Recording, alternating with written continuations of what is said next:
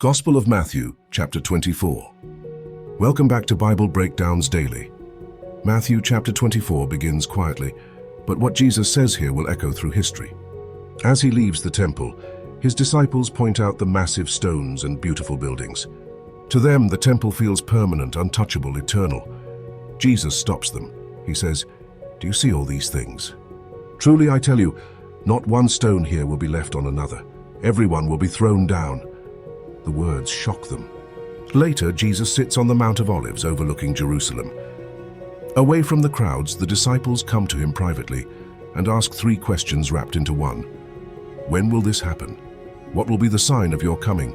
And what will be the sign of the end of the age? Jesus answers carefully, knowing how easily his words could be misunderstood. He begins with a warning. Watch out that no one deceives you. He tells them that many will come claiming to speak for him, even claiming to be the Messiah, and many will be led astray.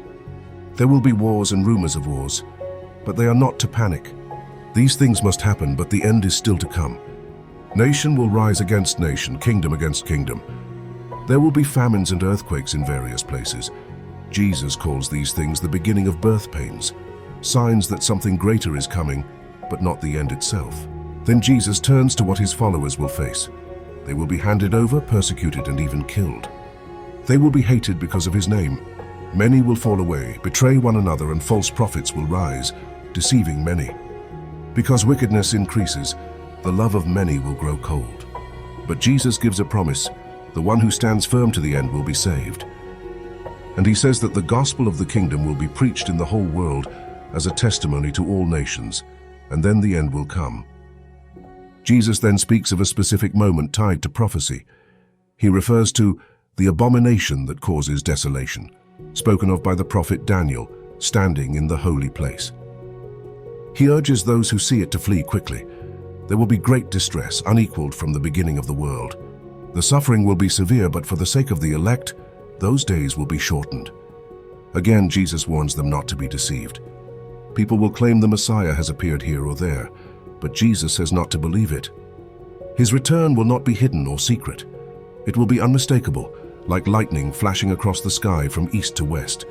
Then Jesus speaks of cosmic signs. The sun will be darkened, the moon will not give its light, and the stars will fall from the sky. The powers of the heavens will be shaken.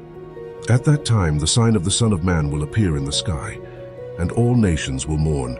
They will see the Son of Man coming on the clouds of heaven with power and great glory. He will send his angels with a loud trumpet call, and they will gather his elect from the four winds. Jesus then gives a lesson from nature. He tells them to learn from the fig tree. When its branches become tender and its leaves come out, you know summer is near. In the same way, when they see these things happening, they will know the time is near, right at the door. He assures them that heaven and earth will pass away, but his words will never pass away. Then Jesus speaks about what they do not know. No one knows the day or the hour, he says, not the angels in heaven, nor even the Son, but only the Father. He compares his return to the days of Noah.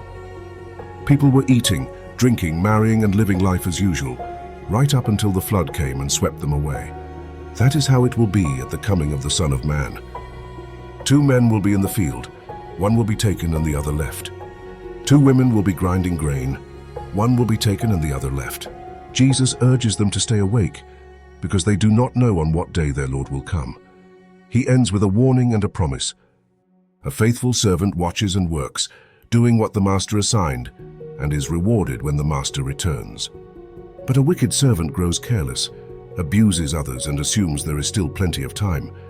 That servant is caught unprepared. Jesus' message is clear. Be alert, be faithful, and live ready. Matthew chapter 24 teaches that Jesus does not give prophecy to satisfy curiosity, but to shape character. His repeated warning is not figure out the timeline, but do not be deceived. This chapter shows that suffering, persecution, and confusion are part of the journey, but they do not mean God has lost control. Jesus speaks with authority over history itself. Even chaos unfolds within God's plan. Jesus' return will not be secret or hidden. It will be visible, powerful, and unmistakable. Because no one knows the day or hour, believers are called to live faithfully every day, not fearfully or obsessively. The message is not panic, but perseverance. Not speculation but faithfulness, not fear but readiness. That's Matthew chapter 24. Jesus' prophetic teaching about the future, filled with warnings, promises, and hope. He calls his followers to stay awake, stay faithful, and trust his words above all else. Next time in Matthew chapter 25, Jesus continues this teaching with powerful parables about readiness, responsibility, and final judgment. See you tomorrow.